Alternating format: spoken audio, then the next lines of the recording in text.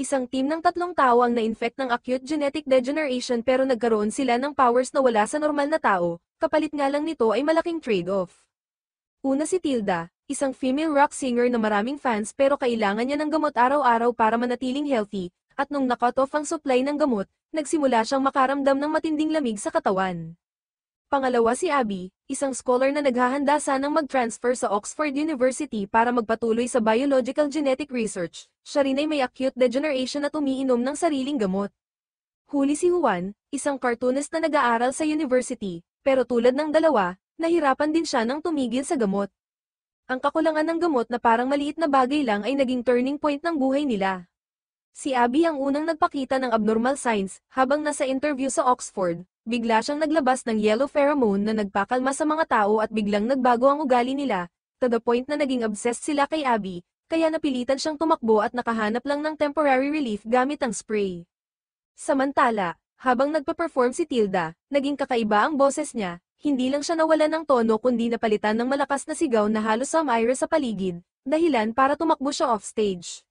Pagkatapos, pumunta siya sa bar kung saan naramdaman niya na sobrang sensitive ng kanyang pandinig, kaya kahit ang usapan ng boyfriend niya at drummer ay narinig niya, dahilan para lalo siyang made press at uminom ng alak. Si Juan naman ay nasa isang party at walang masyadong nangyari, pero pagkagising niya kinabukasan nasa damuhan na siya, puno ng dugo ang mukha at hindi maalala ang nangyari. Pag-uwi niya at nag-shower, agad niyang chinek ang surveillance at doon niya nakita ang shocking truth, kagabi pala ay pumasok siya sa bahay ng iba at literal na kinain ng buhay ang isang hayop. Dahil dito, napilitan siyang pumunta sa klinik para maghanap ng gamot. Sa oras na ito, nasa klinik na si Tilda at hindi nagtagal dumating din sina Abby at Juan. Lumabas ang kanilang attending physician na si Alex matapos niyang palayasin ng isang babaeng nagdulot ng gulo, at saka lang niya natanggap ang 3 pasyente. Sa totoo lang, matagal nang kilala ni Alex ang 3 dahil kasama sila sa kanyang medical project, kaya alam na niya agad ang purpose ng pagbisita nila. Ang problema, ubos na ang stock ng gamot kaya iminungkahi ni Alex na kunan muna sila ng blood sample para makhek ang kondisyon nila. Habang ginagawa ito, aksidenteng na-inhale ni Tilda ang pheromone na inilabas ni Abby at bigla siyang kumilos na parang aso. Natakot si Abby at mabilis na gumamit ng perfume para maibsan ang epekto, pero si Alex ay nanatiling kalmado. Matapos makuha ang blood samples, nakatanggap din sila ng bagong pills. Si Tilda ay agad na bumalik para mag-practice kasama ang banda, pero habang nakatayo siya sa ibaba, narinig niya ang pag-uusap ng ibang miyembro na gusto nilang palitan siya at gawing backup singer si Rose. Dahil sa galit, napasigaw siya at nabasag ang glass door kaya wala siyang nagawa kundi umalis ng tahimik. Samantala, si Abby naman ay nahirapan dahil nagdulot ng pagkabaliw sa kanyang mga kasamahan ng pheromone niya, kaya napilitan siyang magtago sa public bathroom para hindi na kumalat pa. Si Juan naman ay muling nagising ng hubot-hubad at balot ng dugo sa damuhan, at katabi niya ay isang poodle na wala ng buhay, palatandaan na wala ring bisa ang gamot na ibinigay ni Alex. Dahil dito, nagkita-kita ang 3 para pag-usapan ang mga nangyayaring pagbabago sa kanila at napagdesisyonan nilang puntahan ulit si Alex para magtanong. Ngunit pagdating nila sa klinik, ang nadatnan nila ay ang dating partner ni Alex na si Sydney, at dito na ibinunyag ang katotohanan tungkol sa acute aging. Lumabas na si Sydney ang unang nakadiskubre ng sakit na ito na nagdudulot ng gene mutation sa tao, at tanging si Alex lamang ang naniwala sa kanya. Magkasama silang gumawa ng medical project at tumanggap ng mga pasyente para sa research. Kalaunan, nakagawa si Alex ng artificial stem cells na idinisenyo para ayusin ang damaged genes ng mga pasyente, at dito nagsimula ang bagong yugto ng siyensya. Ngunit habang nagpapatuloy ang eksperimento, nagsimulang palitan ng artificial cells ang human genes na siyang nagdulot ng malalang side effects, dahilan ng hindi pagkakasundo ni na Alex at Sydney. Sa huli, nakagawa sila ng gamot para kontrolin ang side effects na siyang iniinom ni na Juan, Abby at Tilda noon, ngunit hindi talaga nito kayang alisin ang side effects. Kinabukasan ng umaga, tinawagan ni Alex si Sydney para ibalita ang latest progress, pero binaba agad ni Sydney ang tawag. Kahit ganoon, napaisip siya at pumunta pa rin sa klinik, ngunit pagdating niya ay wala na si Alex. Doon napagtanto ni Abby na ang gusto ni Alex ay itigil nila ang pag-inom ng gamot para makita kung may lalabas na side effects. Kaya agad silang nagsimulang hanapin si Alex, biglang pumasok ang isang lalaki sa klinik at kinumpirma niyang may koneksyon siya sa lahat, pero agad din siyang sumugod para agawin ang artificial cells sa kamay ni Abby. Sa kritikal na sandali, nag-transform si Juan bilang chupacabra at kinaladkad ang lalaki sa loob ng kwarto. Nang sundan ni Tilda at Abby, nakita nilang patay na ang lalaki at unti-unti na ring nawalan ng kontrol si Juan, muntik na niyang atakihin ang dalawa. Mabuti na lang at na-inject siya agad ni Sydney ng sedatives. Pagkagising ni Juan, nasa bahay na siya ni Sydney at agad siyang itinali ni Tilda, pero hindi pa rin alam ni Juan na nakapatay na siya ng tao. Dahil komplikado ang sitwasyon, hindi sila pwedeng tumawag ng pulis. Dinala ni Sydney ang bangkay para sa research at doon niya nadiskubre na mas malaki ang internal organs nito kaysa sa normal, palatanda ang isa rin itong eksperimento ni Alex at may kahawig sa structure ng kanyang pag-aaral. Habang nag-uusap sila, biglang nabuhay muli ang lalaki at sinakal si Tilda, pero nasaksak siya sa puso ni Abby kaya nakaligtas si Tilda. Ang problema, kusang naghilom ang mga laman loob nito. Doon napagtanto ni Sydney na ginawa ni Alex na immortal ang katawan ng lalaki. Bago pa siya muling mabuhay, ginamitan siya ni Tilda ng chainsaw at doon lang tuluyang natigil. Wala nang nagawa sina Juan at Abby kundi ibaon ng bangkay. Habang nag-eempake sila, nakakita si Juan ng kamera sa gamit ng biktima. Nang buksan nila, nalaman nilang kinukunan ng lalaki ang mga litrato nila. Kasama rin dito ang isang babae na si Hannah, na lumalabas na isa sa mga failed experiment ni Alex. Dahil dito, nagdesisyon silang hanapin muna si Hannah. Sa panahong ito, nagkaroon ng problema si Tilda sa boyfriend niya at napilitan na ring aminin ang kanyang superpowers dahil pinalitan na siya bilang lead singer ng banda. Samantala, si Daisy naman ay nagselos at nadismaya kay Juan dahil hindi ito umuwi buong gabi at abala sa paghahanap kay Hannah. Sa kabilang banda, nahanap ni Sydney ang information file ni Hannah mula sa research project, pero biglang namatay ang ilaw sa laboratorio. May mga narinig siyang yabag at bago pa siya makareact, bigla siyang inatake ng isang hindi kilalang tao gamit ang martilyo. Buti na lang panaginip lang pala ang nangyari kay Sydney, dahil sa bagong gamot na ginawa niya para gamutin ang side effects, pero may kapalit itong panibagong side effect, nightmares. Siyempre, hindi alam ni na Abby, Juan, at Tilda ang tungkol dito.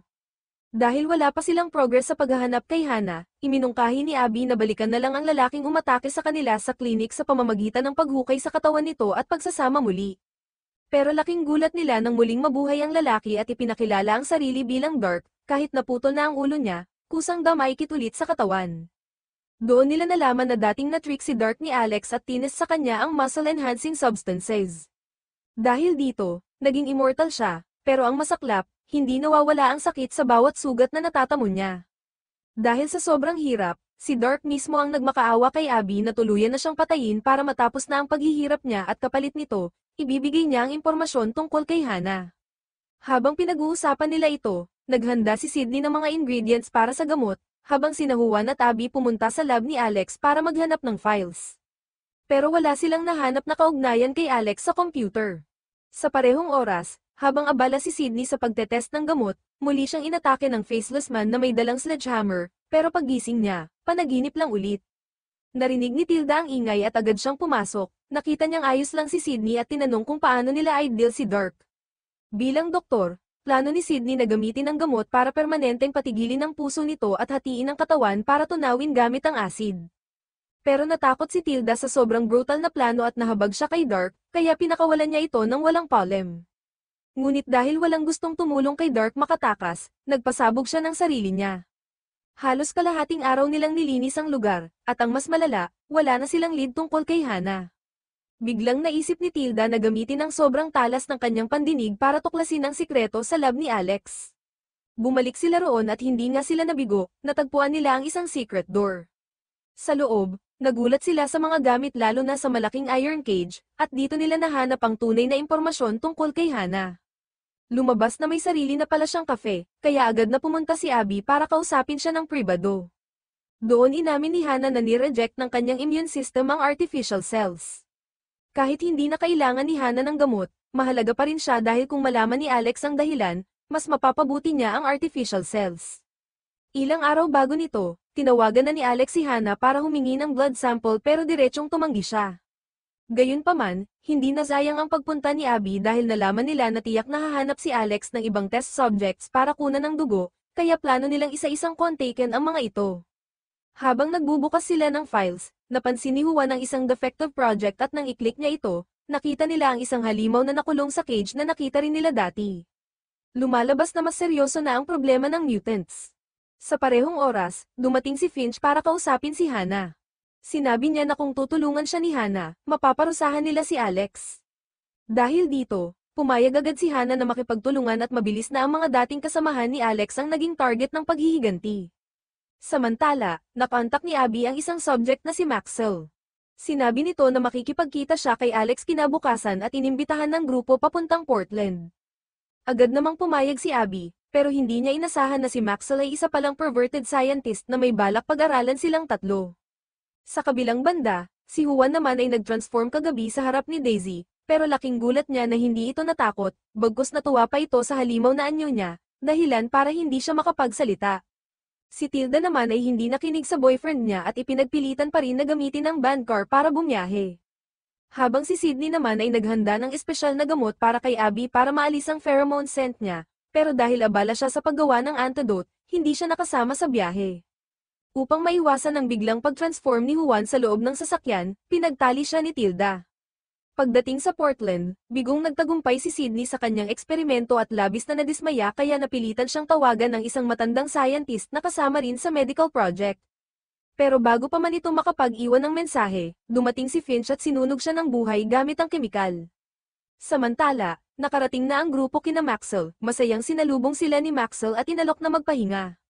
Habang nagtatanong ang dalawang empleyado niya tungkol sa side effects ni Juan, Abby, at Tilda, lumabas si Abby para mag-bathroom. Sa puntong iyon, gumawa ng dahilan si Maxwell para ilayo si Tilda, malinaw na plano niyang paghiwa-hiwalayan ng tatlo. Si Juan ang unang naloko at na-inject ng gamot na agad niyang ikinawala ng malay. Sunod namang nawala ng malay si Tilda matapos ding atakihin ni Maxwell. Nakaramdam ng kakaiba si Abby, kaya agad niyang pinalabas ang pheromones para masedos ang staff ni Maxwell at mapilitang magsabi ng totoo. Doon lumabas na matagal nang patay ang totoong Maxwell at ang kaharap nila ay si Dr. Nathaniel na nagpapanggap. Nalaman nila na si Maxwell ay naging isang mermaid matapos ang eksperimento at doon din siya namatay. Nang mamatay si Maxwell, natutunan ni Nathaniel ang tungkol sa stem cells at nakita niya ang malaking potential nito, kaya niloko niya sina Juan, Abby at Tilda para dalhin sila sa research facility. Dahil dito, napilit ni Abby ang staff na mag-inject ng gamot sa sarili at magpanggap na nawalan din siya ng malay.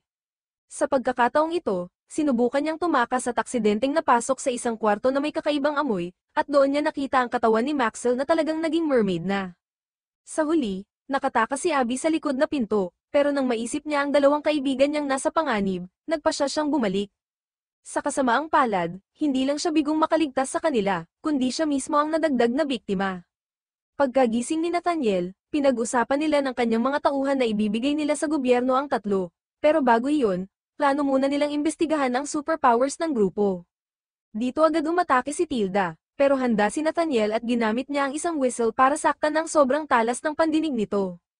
Hindi pa rin alam ni Nathaniel kung ano ang kakayahan ni Juan, at kahit anong pilit ay hindi siya agad nag-transform, kaya ginamitan siya ng electric shock para ma-stimulate. Sa kabilang banda, nakahanap ng tiyempo si Abby at sinipa ang maskara ni Melanie, dahilan para maapektuhan ito ng pheromones niya at agad siyang pinakawalan. Ngunit dahil hindi matiis ni Abby ang istorbo, bigla na lang niyang nasabi na, mamatay ka na, at laking gulat niya nang seryosohin ito ni Melanie at nagpakamatay gamit ang kutsilyo. Nabigla si Abby pero agad siyang kumilos at nagtungo sa selda ni Tilda. Ginamit niya ulit ang pheromones para masedos si Nathaniel at palayain si Tilda. Nang magkasama na sila, nagtungo sila para iligtas si Juan, ngunit hindi nila inaasahan na may baril si Cameron. Habang nag-aalangan ito, doon biglang nag-transform si Juan bilang chupacabra at agad na pinatay si Cameron. Doon napagtanto ni Tilda at Abby na kailangan na nilang makatakas. Hinaranggan sila ni Nathaniel pero agad siyang itinapon ni Tilda gamit ang lakas niya. Nakakuha pa si Abby ng isang vial ng stem cells bago sila umalis. Matagal silang naghintay sa labas, ngunit hindi na nakabalik si Juan. Dahil dala na nila ang research information tungkol sa grupo ng mga technology thieves, napagpasyahan nilang umuwi muna. At tama ang naging desisyon nila, dahil hindi nagtagal, dumating ang isang matangkad na lalaki na nagngangalang Jim, isang agent ng Flax Organization. Matapos siyasatin ni Jim ang crime scene, agad siyang tumawag para linisin ang lugar at inutusan ng kanyang mga tauhan na imbestigahan ng grupo ni Juan. Nagkunwaring pulis ang mga tauhan niya at bumisita kay Daisy, ngunit wala pa rin siyang ideya kung nasaan si Juan. Kagising lang ni Sydney, hindi pa rin niya alam na pinatay na pala ang matandang scientist at may isang misteryosong lalaki na pumasok sa kanyang bahay. Nang dumating sina Tilda at Abby, nakita nila ang lalaki na si Owen, isang miyembro ng research project ni Alex na may acute genetic degeneration at fusion ng artificial cells na nagpabuo sa kanyang katawan. Pinutol niya ang kamay niya gamit ang kutsilyo ngunit nanatiling buo ang balat at katawan niya, kaya itinuturing niya ang sarili bilang isang tagapagtanggol ng komunidad. Kasabay nito, nag-transform si Juan bilang chupacabra sa harap ng batang si Paloma, pamangkin niya, kaya tumakbo ito sa ama niyang si Alejandro, kapatid ni Juan. Sinundan nito ang dugo hanggang sa garage at nakita si Juan na bumalik sa kanyang normal na anyo. Kailangan niyang ipaalam sa kanyang mga kaibigan na siya ay ligtas, ngunit hawak ni Tilda ang kanyang telepono at hindi niya ito maabot agad dahil kailangan ni Alejandro na alagaan ang kanyang asawa, kaya naiwan si Juan para asikasuhin si Paloma. Habang naglalaro sila ng monster hunting game, nakita ni Juan ang kanyang comic book at naunawaan na lihim na inaalagaan siya ni Alejandro, kaya kahit may sama ng loob sa kapatid, bahagyang nahihiya siya. Samantala, nag-aalala si Sydney dahil sobrang dami ng sodium sa katawan ni Owen na maaaring magdulot ng komplikasyon, kaya naglalakad siya sa laboratorio ng malungkot habang hinihintay ang resulta ng pagsusuri. Habang nakikipag-usap si Owen kay Tilda, ikinwento niya ang mga kabutihang nagawa niya at sinabi na dahil sa kanyang superpowers, nagiging matapang siya para tulungan ang mga tao na makaligtas sa panganib. Ngunit hindi sumang-ayon si Tilda at sinabi na ang ordinaryong tao ay kailangan lang ng tapang upang tumulong sa kapwa. Dahil dito, hindi na nakipagtalo si Owen at naiinis lamang. Paglabas niya, aksidenteng napansin niya ang isang anino sa likod ng puno. Hawak ni Tilda ang telepono ni Juan at nakatanggap ng tawag mula kay Daisy, na hindi natuwa nang malaman na pumunta si Juan sa Portland kasama ang dalawang babae. Sa pag-uusap, nalaman ni Tilda na hinahanap ng pulis ang mga bakas ni Juan. Kasabay nito, natagpuan rin ng peking pulis ang ina ni Abby. Hindi nagtagal, dumating ang isang tunay na pulis sa bahay upang i-report ang pagkamatay ng matandang scientist. Sa kabilang banda, nagkunwaring pulis si Sonia at pumunta kay Tilda's boyfriend para mangalap ng impormasyon, ngunit wala itong pakialam at pinapalaya si Sonia. Ngunit hindi inaasahan, tinawagan ni Daisy si Sonia para sabihin na nasa bahay ni Alejandro si Juan, kaya agad nagpunta si Jim sa Portland at nagkunwaring FBI para lokohin si Juan.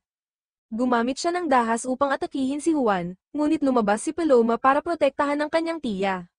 Dahil dito, kinailangan ni Juan na mag-transform at subukang kagatin ang ilong ni Jim, dahilan para matakot at tumakas si Jim. Samantala, natuklasan ni Sydney ang mensahe mula sa matandang scientist na naglalaman ng iba't ibang boses na naka-record. Sa parehong oras, dinala ni Owen si Hannah, na nagtatago sa ilalim ng puno, ngunit inisip niyang haharangan siya kaya handa na siyang gumamit ng lakas. Nang makita ito, nagmadali ang lahat para pigilan si Owen, ngunit lalong nagalit ito at inamin na ipinadala siya ni Alex para protektahan sila. Nakita ni Sydney na nawawala na sa kontrol ang sitwasyon kaya pinangunahan niya ang lahat pababa sa underground laboratory at isinara ang safety door para harangan si Owen. Para mapigilan siya, ginamit ni Sydney ang 2 bote ng chlorine gas na mabilis na nakabawas sa copper content ng katawan ni Owen, at agad siyang nawalan ng malay. Samantala, ginamit ni Hannah ang pagkakataon upang makalabas ng hindi napapansin. Hindi nagtagal, nagising si Owen at mabuti na lang, hindi nawala ang kanyang superpowers. Upang solusyonan ang kanyang galit, binigyan siya ni Sydney ng bagong gamot. Ipinasa rin ni Owen ang telepono na ginagamit niya para kontakin si Alex bago siya umalis upang ipagpatuloy ang kanyang superhero na tungkulin. Sa kabilang banda, natuwa si Alejandro na makita si Juan at ang kanyang pamangkin na si Paloma na masaya at magkasundo, kaya naayos na rin ang hidwaan nila ng kapatid. Pagdating ng gabing iyon, nakabalik si Juan sa bahay ni Sydney nang maayos at ang unang sumalubong sa kanya ay si Tilda. Matapos ang ilang sandali ng pakikipag-ugnayan, naramdaman nila ang damdamin para sa isa't isa, ngunit tinawagan si Tilda ng kanyang kasintahan para humingi ng paumanhin. Matapos ang ilang tapat na salita, pinatawad siya ni Tilda. Samantala, nagising si Jim, na nawalan ng ilong matapos kagatin ni Juan, at hindi niya matanggap ang pagkatalo kaya determinado siyang hanapin si Juan sa anumang paraan. Nang matagpuan ni Tilda at Juan si Alex, nagpa siya silang sundan siya, ngunit habang nag-uusap, nakaligtaan nila ang pagkakataong dakpin si Alex. Mabuti na lang, kilala ni Sydney si Alex ng lubusan, at nang mamatay ang isa sa mga kasamahan ni Alex, nagpa siya itong pumunta sa kanyang minamahal na isla na hiwalay at perpekto para pag-aralan ang mutants. Kaya, nagtungo sina Juan at Tilda sa isla, habang si Abby naman ay pumunta kay Hannah para humanap ng makatutulong na impormasyon, ngunit tumanggi itong makipagtulungan. Kaagad pagkatapos umalis ni Abby, nakatanggap si Hannah ng bagong misyon mula kay Finch, ngunit nagatubili siyang isagawa ito dahil ayaw na niyang maging kasabwat sa karahasan, kaya napagpasyahan niyang hanapin si Sydney at Abby at ipaliwanag ang lahat ng nagawa niya at ni Finch. Pagkatapos makinig, agad na tumawag si Sydney sa pulis para magbigay ng lead, at sa panghihikayat ni Abby, hindi niya sinabi na kasabwat si Hannah. Nang imbestigahan ng pulis, wala silang nahanap na bakas tungkol kay Finch dahil nais ni Hannah na patunayan ang kanyang sinabi, kaya tumawag siya kay Finch. Sa hindi inaasahang pangyayari, tumunog ang telepono sa bahay, patunay na pumasok na si Finch sa bahay ni Sydney, kaya mabilis na nagsagawa ng paghahanap sina Juan, Tilda, at Sydney. Habang iyon, nakakita sila ng telepono at bag sa silid ni Sydney na naglalaman ng gamit ng dalawang patay na kasamahan, patunay na si Sydney ang susunod na target ni Finch. Samantala, dumating sina Juan at Tilda sa isla at una nilang pinuntahan ng supermarket para magtanong ng direksyon. Nang makita nila ang wanted poster, hindi nila inasahan na may nawawalang tao pa sa maliit na isla. Nang marinig ng may-ari ng tindahan na hinahanap nila si Alex, nagalit ito at pinaalalahanan silang huwag makialam. Ginamit ni Tilda ang kanyang talas ng pandinig para matunton ang kinaroroonan ni Alex, dahil para sa kanya, ang tunog ng katawan ng tao ay parang musika, at ang musika ng katawan ni Alex ay natatangi kaya madali niyang natagpuan ito. Sinundan nila ang mga palatandaan at natagpuan ng isang basement na may kumikislap na ilaw, kung saan hinahawakan ni Alex ang stun gun at itinututok sa isang mutant. Ang presensya nila ay nagdulot sa mutant na maglabas ng malaking enerhiya at biglang nawala. Si Joe pala ito, na may kakayahang sumipsip ng kuryente sa paligid, isang kapangyarihang maaaring maglagay ng panganib sa mga tao sa malapit. Kaya gusto ni Alex na pigilan si Joe, at nang hindi kalayuan, nakita nila ang isang pagsabog. Pagdating nila sa lugar, isang inosenteng sibilyan ang brutal na napatay, na lalo pang nagpainit ng pagtatalo ni na Alex at Tilda. Upang maintindihan ni Tilda ang kanyang layunin, ipinaliwanag ni Alex ang dahilan ng paglikha ng mga mutants. Naniniwala siya na ang genes ng tao ay nagkakaroon ng degeneration dahil sa mabilis na pagbabago ng kapaligiran, kaya kailangang baguhin ang cells ng tao para tulungan ang ebolusyon bilang solusyon sa krisis. Habang nag-uusap sila, dumating ang mga residente na inakusahan si Alex sa pagkawala ni Joe at sa pagkamatay ng iba pang tao. Nakaramdam ng panganib si Tilda kaya hinailan niya si Juan sa gilid upang magtago at tahimik na pinanood si Alex na dinakip ng mga residente. Sinundan nila ang direksyon ng pagtitipon at nakita si Joe na nag-iisa. Sinadyang pinatagal ni Tilda ang oras bago dalhin si Alex, kaya pinuntahan niya si Joe upang kumbinsihin. Ngunit hindi nakinig si Joe at tumakbo papunta sa planta ng kuryente para gamitin ang kanyang kapangyarihan. Nang makita ito ni Juan at Tilda, agad silang nakaisip ng plano, pabagsakin ni Tilda ang lahat ng generators, habang dinala ni Juan si Joe para makasama ang kanyang ina. Naayos ang hindi pagkakaintindihan, ngunit nang maibalik ang kuryente, natural na sumipsip si Joe ng enerhiya, kaya kinailangan ni Juan na mag-transform bilang chupacabra at yakapin siya, na nagligtas sa kanila. Pagkatapos ay inalagda ni Juan at Tilda si Alex at nagplano ng umuwi, ngunit tumawag si Abby upang ipaalam na ninakaw si Sydney. Lumabas na natuklasan ni Sydney at Hannah ang bakas ni Finch, at kalaunan, niloko ni Hannah si Finch para makalapit sa kanila. Sinamantala ni Abby ang pagkakataon at mabilis na natalo si Finch sa dalawang atake, at sila ay nakatali at na-interrogate. Ngunit huli na, dahil sinabi ni Finch na dinala na si Sydney. Dahil hindi epektibo ang pheromones ni Abby kay Finch, tinawag niya si Juan at bumalik ang grupo. Nang makita ni Alex na hindi magsalita si Finch tungkol kay Sydney, ginamit niya ang electric shock, at hindi inaasahan, nagdeform ang mukha ni Finch, lumabas na siya pala si Sydney. Ipinakita nito na si Sydney at Finch ay parehong tao, na side effect ng acute aging syndrome ni Sydney, at nagkaroon siya ng dalawang ganap na magkaibang personalidad. Sa parehong oras, napansin ni Hannah na wala siyang signal sa cellphone kaya hindi siya makasakay ng taxi. Nang makita iyon, nagplano si Abby na ihatid si Hannah, at mula noon, lalo silang naging malapit sa isa't isa. Nagbago rin ang pananaw ni Hannah kay Abby, kaya siya mismo ang nag-anyaya na pumunta si Abby sa kanyang tindahan. Nahuli ni Tilda ang kanilang usapan at napansin na tila may hindi malinaw na damdamin sa pagitan ng dalawa. Pinayuhan siya ni Juan na ituring ang bawat tunog bilang hiwalay na musika at pakinggan ang lahat ng sabay-sabay. Sinubukan ni Tilda ang suhestyon ni Juan, ngunit bigla niyang narinig ang tunog ng sniper na tumutok sa kanila. Agad niyang hinayla si Juan pababa bago tumama ang bala at mabilis silang naghanap ng lugar na pagtataguan. Lumalabas na naroroon na ang Flax Organization para hulihin si Juan, kaya nawala rin ang signal ng kanilang mga telepono. Nakaramdam ng panganib si Abby at agad ipinaalam kay Sydney at Alex. Pagkatapos ng maikling pagtalakay, nagpasya silang humanap ng paraan para makatakas sina Sydney at Alex, ngunit bago sila makapag-aksyon, lumapit si Green, isang siyentipiko ng Flax, at nagpaalam na ang Flax ang nagbabantay sa mga eksperimento upang itala ang mga mapanganib na pagsubok na madaling mawalan ng kontrol. Dito, ang grupo ng tatlo ay sakto sa target, kaya binigyan sila ni Green ng 15 minuto upang mag-isip at sumuko kasama si Sydney, nang hindi alam na naroroon si Alex. Dahil dito, nagdesisyon si Sydney na gawin ng pananaliksik sa antidote kasama si Alex habang ang iba ay nakikipagpaliban sa oras. Sa parehong sandali, nagkaroon ng alitan si Hannah at Tilda dahil inisip ni Hannah na inosente siya, kaya nagalit at gustong umalis, ngunit bago siya makalabas, binuksan ng mga gwardya sa labas ang apoy at si Hannah ang tinamaan. Ang utos ng pamamaril ay ibinigay ni Jim, na nais lang maghayganti sa kanyang ilong at hindi pinayagang mabuhay ang mga test subjects. Matapos ang insidente, wala nang intensyon si Green na tulungan si Hannah at ginamit ang sitwasyon para pilitin ang lahat na sumuko ng maaga. Kasabay nito, ginamit ni Alex ang pagkakataon at binago si Sydney bilang Finch. Natuklasan ni Alex sa kanyang pananaliksik na magkapareho ang genes ni Finch at ni Sydney, ngunit magkaiba ang personalidad, si Finch ay parang subconscious na pinipigilan ni Sydney sa kanyang puso.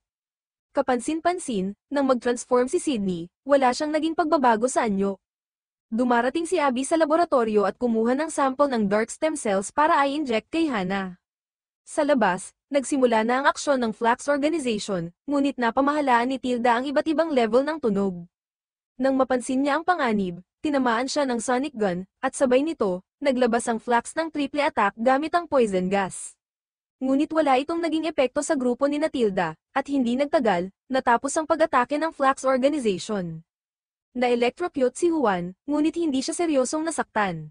Dito na naunawaan ng lahat na nais lang ng Flax Organization na subukan ang hangganan ng kanilang mga kakayahan. Ngunit sa parehong sandali, huminto sa paghinga si Hannah, na nagalit kay Abby at nagdulot ng pula na pheromone. Agad ding naapektuhan sina Tilda at Juan, kaya nagalit rin sila. Dahil dito, aksidenteng naisalayan ng Flax Organization ang kapangyarihan ng tatlo, kaya nagpadalos-dalos sila at nag-cooperate ang grupo ni Tilda, Juan, at Abby para talunin ang bawat miyembro ng Flax. Napilitan sina Green at Jim na makipag-ayos, nang subukan ni Jim na hilahin ang gatilyo, tinapak siya ni Hannah sa isang suntok, at ang dark cells ay aktibo pa rin na nagligtas sa kanya. Sa parehong sandali, lumabas si Sydney, na nakipag-usap kay Alex kung paano aayusin ang sitwasyon, kung papatayin nila si Green, patuloy pa rin silang haunting ng Flax. Kaya nagpasya si Sydney na isuko ang sarili para sa pananaliksik ng Flax bilang kapalit ng kalayaan ng lahat. Kinabukasan, dinala ni Green si Sydney, at lahat ay kinailangang tanggapin ang kaganapang ito. Bago umalis si Sydney, sinabi niya kay Tilda na huwag siyang sunduin. Ang tanging magagawa nila ngayon ay hintayin si Alex na matapos ang antidote. Bagamat alam ni Hannah na naging immortal monster siya, hindi siya natuwa at umalis sa galit. Sa parehong oras, nakarinig ang grupo ni Tilda ng balita tungkol sa isang magkasintahang inatake sa gabi, namatay ang lalaki habang nakaligtas lamang ang babae. Agad silang nagmaneho sa crime scene at nakita sa mga bakas sa pader na ang salarin ay isang monster. Dito rin si Daisy, at muling nagkasama sina Juan at Daisy, kaya dinala niya ito pauwi. Hindi komportable si Tilda at bumalik din upang hanapin ang kanyang kasintahan. Naiwan lamang si Abby na nagpunta sa ospital para bisitahin ang babae, ngunit hindi ito makapagsalita dahil sa lason. Napansin ni Abby na may mali kaya agad siyang bumalik kay Alex, ngunit wala siyang balak tumulong, kaya kinailangan ni Abby na humanap ng solusyon sa sarili. Samantala, nalaman ni Daisy na nais ni Juan uminom ng gamot para pigilan ang transformation, kaya nagkaroon sila ng pagtatalo at nagdesisyon na maghiwalay. Habang aalis si Daisy, aksidenteng nakita niya ang monster, at sa kritikal na sandali, nag-transform si Juan bilang chupacabra at sumugod sa laban, ngunit nahulog siya sa isang hampas ng kuko ng monster at nawalan ng malay. Nang magising, natagpuan niya ang sarili sa laboratorio. Sinabi ni Alex na ligtas nang nakalabas ng Amerika si Daisy, at ang monster ay may neurotoxin sa mga kuko na nagdudulot ng hallucination sa tinatamaan, ngunit dahil na-metabolize ito ng artificial cells ni Juan, hindi ito naging seryoso. Bago pa matapos ang kanilang pag-uusap, sumigaw si Tilda sa labas, patay na ang kanyang kasintahan dahil sa monster. Labis ang pagkawasak ng damdamin ni Tilda, at pinalitan ng galit at paghihiganti ang lungkot. Nagpasya sina Tilda at Abby na kunin ang venom ng monster mula sa sugat ng kanyang kasintahan, ngunit ang resulta ay labis na ikinagulat ng lahat, ang monster ay hindi pasyente ni Alex, kundi si Nathaniel na hindi pa namatay. Ang sigaw ni Tilda ay nagdulot na pumasok ang test tube na may artificial cells sa katawan ni Nathaniel, kaya nag-transform siya sa kasalukuyang monster at patuloy na inaatake ang mga kaibigan at kamag-anak para maghiganti. Dahil hindi pa naapektuhan ng pamilya ni Abby, nagmadali sina Juan at Abby na protektahan sila at nag-obserba mula sa malayo. Hindi nagtagal, lumitaw ang tunay na anino, nag-transform agad si Juan bilang Chupacabra, ngunit ang kalaban ay hindi isang monster kundi ang nakababatang kapatid ni Abby. Mabuti na lang at kontrolado na ni Juan ang kanyang kakayahan, kaya hindi siya walang pakundangan na umatake. Kinabukasan ng umaga, nakatanggap sina Juan at Abby ng mensahe mula kay Tilda na tapos na ang antidote ni Alex. Agad itong ipinabatid kay Hannah, ngunit nahanap na siya ni Nathaniel sa likod niya. Pagdating nila sa cafe ni Hannah, nakita lamang nila ang bakas ng dugo sa sahig, at tumawag si Nathaniel kay Abby para dalhin ang antidote. Wala silang magawa kundi sundin ang utos at dalhin ang bagong gamot sa itinakdang lugar. Siya ang unang gumamit nito, at matapos ang ilang paguyog, nawalan ng malay, ngunit bumalik siya sa orihinal na anyo. Bagaman nakita ni Tilda si Nathaniel at nais pa rin maghiganti sa kanyang kasintahan, iniwan niya ito para sa kaligtasan ni Hannah. Pagkatapos, tinawag ni Nathaniel si Green para ihanda ang pagbebenta ng gamot sa Flax Organization. Sa parehong oras, natagpuan ng tatlong magkakaibigan si Hannah. Bagaman malubha ang kanyang pinsala, mabilis siyang nakarecover. Nang si Jim ay patungo upang sunduin si Nathaniel, tumawag si Tilda at pinadaloy ang isang sound attack sa pamamagitan ng telepono, at ang matinding kapangyarihang iyon ay nagdulot ng kamatayan ni Nathaniel sa harap ni Jim. Samantala, pinag-uusapan ni Abby ang pamamahagi ng antidote sa mga pasyente. Habang iniisip pa rin ni Alex ang paggamit ng artificial cells para tuluyang maisakatuparan ang super evolution ng tao, inutusan niya ang tatlong magkakaibigan na kunin ang nanobot technology ni Dr. Manday bilang kapalit ng antidote. Wala silang magawa kundi maging magnanakaw. Nang makita ni Doc Manday ang tatlo sa laboratorio, pinaganya niya ang electromagnetic pulse na magwawasak sa lahat ng electronic devices sa loob ng 1 minuto, ngunit ginamit ni Abby ang pheromones upang kontrolin si Manday at patayin ang pulse device. Ipinakita ni Manday kung nasaan ang nanobot technology, at nang makuha ito ni Juan, nakatarget ang isang machine gun sa kanya. Naglabas si Tilda ng wave para masira ito at napatay si Manday. Nakuha na nila ang nanobot technology, ngunit nagkaroon ng pagtatalo, tumanggi si Abby na ibigay ito kay Alex, habang kabaligtaran ang opinyon ni Tilda. Pagkatapos ng argumento, nagpunta si Tilda sa hotel, ngunit parte ito ng kanyang plano, nagdala siya ng alak kay Abby at Juan at malinaw na balak niyang umalis. Kinabukasan, nakita ni Juan ang iniwang note ni Tilda, kaya nagdesisyon sina Juan at Abby na kunin muli ang isa pang sample ng nanobot. Ngunit nang ilagay ito sa kotse, aksidenteng na-activate ang device, at sa kalagitnaan ng biyahe, nawalan ng kontrol ang kotse at nagmaneho papunta sa bahay ni Manday, dahil kinontrol na ito ng nanobots. Pagdating doon, nakita nila na nagising si Manday ngunit tila kontrolado na ng robot at handa nang palayain ang iba pang robots. Agad na sumugod si Juan para pigilan si Manday, ngunit nabigo at nahulog sa nanobots. Mabuti na lang at naipasok ni Abby ang password para patakbuhin ang electromagnetic pulse, na kahit siya ay pansamantalang na control ng nanobots, ay nag-neutralize sa mga ito. Dito napagtanto ni na Abby at Juan na kung gagamitin ni Alex ang mga robots kasabay ng artificial cells, kakaharapin ng mga tao ang serye ng nakakatakot na mga monsters. Dahil naapektuhan ng pulse ang kanilang cellphones, dali-dali silang nagtungo sa bahay ni Sydney, at natanggap ang tawag na nakatakas na ito mula sa Flax Organization, ngunit napilitan itong patunayan ang halaga ng artificial cells at gumawa ng sarili nitong antidote habang paulit-ulit na nakaharap ang abala ni Finch. Dahil dito, patuloy na nakakaranas si Sydney ng mga bangungot, at muling lumitaw ang misteryosong taong walang mukha, ngunit hindi na siya natakot. Nang marinig ito ni Finch, tumigil na itong magtangkang magtago.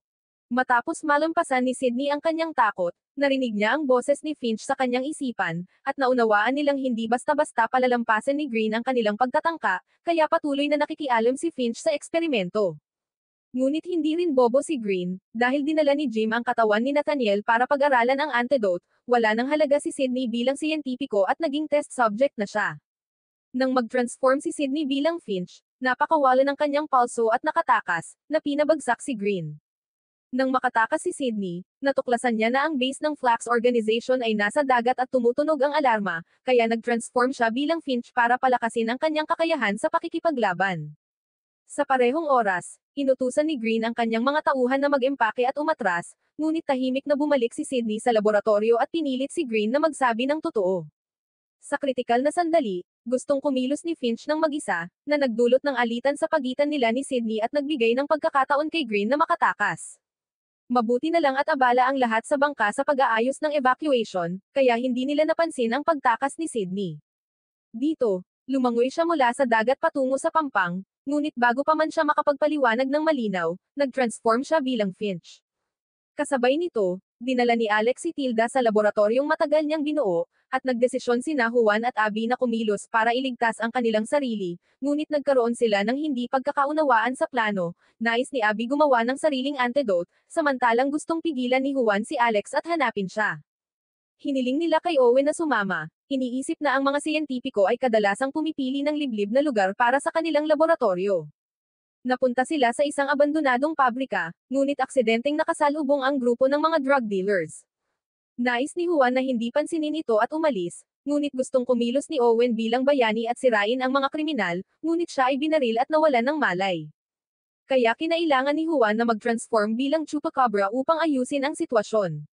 Matapos ang pagkakamali ni Owen, naghiwalay sila ni Juan. Sa pagkakataong ito, kaarawan ni Paloma, kaya inimbitahan siya ni Alejandro. Dahil hindi pa nakasama ni Juan ang pamilya, nagdesisyon siyang pumunta sa bahay ng kanyang kapatid para ipagdiwang ang kaarawan ni Paloma. Dito napansin ni Tilda na may mali sa nanobots nang marinig niya ang pagbilis ng tibok ng puso ni Alex, at naintindihan niyang may itinatago ito. Tumawag siya kay Juan upang itanong ang panganib ng nanobots, ngunit hindi pa rin niya nais ibunyag ang kanyang lokasyon. Sa pagkakataong ito, biglang lumitaw ang isang ahente ng Flax na naka-clown. Pinilit si Joan na ibunyag kung nasaan si Sydney, kaya napilitan siyang mag-transform at harapin ito. Matapos nito, mabilis niyang inilagay ang katawan sa trunk ng kotse at agad na pumunta kay Abby. Naalala niya na nang kausapin si Tilda, narinig niya ang ingay ng abalang trapiko, kaya hinulaan niya na ang lihim na laboratorio ni Alex ay malapit sa tulay. Upang tiyakin ito, pinayagan ni Tilda ang nanobot na kumonekta sa isang patay na daga. Nang bumalik itong buhay, napatunayan niya ang hula ni Joan. Ngunit kahit nakita ito ni Alex, iginiit niya na kaya niyang lutasin ang problema, na nagpasiklab kay Tilda na umalis kaagad. Nang hilahin ni Alex ang kanyang baril, sumigaw si Tilda upang sirain ang nanobots, at sabay na tumakbo ang grupo ni Joan patungo sa laboratorio. Sa hindi inaasahang pangyayari, nag-transform si Sydney bilang Finch at pinahiga si Joan at Abby, at siya mismo ang naghanap kay Alex. Nais niyang mabuhay magpakailanman, ngunit kalaunan ay pinahiga rin siya ni Alex. Nang magising si Abby, nahuli rin ni Alex si Joan, at pumasok siya sa loob upang makita na si Tilda ay hindi na humihinga, ngunit sa kabila ng kalungkutan, muling nabuhay si Tilda at nagkaroon na rin siya ng immortal gene. Dumating din si Jim, at matapos mag-usap ang tatlo, napagtanto nilang tila nagtutulungan sina Green at Alex, kaya pinlano nilang alamin ang dahilan ng kooperasyon na ito. Ang dating kaaway ay naging kaalyado, kaya tiniyak ni Jim na hindi nahahabulin ng mga tauhan ng Flax sina Abby at Tilda. Samantala, dinala ni Alex si Joan pabalik sa orihinal na laboratorio at iniksyon siya ng gamot upang maging isang monster magpakailanman, gamit si Tilda upang pasiklaban ang transformation. Labas, dumating na rin sina Tilda at Abby. Mabilis na sinira ni Tilda ang pintuan gamit ang sound waves at sumigaw ng malakas, na nagpaluhod kay Alex, ngunit huli na ang dalawa dahil nakumpleto na ni Joan ang kanyang transformation, subalit hindi nagtagal, bumalik siya sa kanyang human form. Nabigo rin ang plano ni Alex na ganap na sakupin ang katawan ni Finch. Nang makabawi si Sydney, dumating si Jim at ininterrogate si Alex. Sa tulong ni Abby, nalantad ang katotohanan, hindi si Alex ang tumanggap ng pondo mula kay Green, kundi mula sa Helix Institute, na kalaunan ay natuklasan nilang ghost company lang pala at pag-aari ni Green, kaya siya rin ay inaresto. Matapos malutas ang lahat, ipinagpatuloy ni Sydney ang pananaliksik sa antidote upang maibalik sa normal sina Joan at Abby.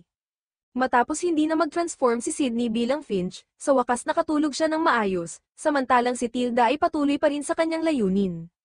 Lumipas ang 3 buwan, at naging bayani si Tilda, tumutulong sa mga tao na makaligtas mula sa pang-aabuso ng mga tulisan. Nagpatuloy si Joan sa kanyang karera sa paggawa ng comics, kasama na rito si Tilda sa kanyang pinakabagong obra, at paminsan-minsan ay lihim na nagkukwento sa kanyang pamangkin kapag wala si Alejandro sa bahay. Si Sydney naman ay pumalit kay Green at nagsilbi sa Flax Organization. Isang araw, inutusan niya ang isang tao na dalhin si Alex mula sa bilangguan, dahil natuklasan ni Green ang mga artificial cells na nagdudulot ng pagdami ng mutations, at umaasa si Sydney na makakatulong si Alex sa kanyang mga problema.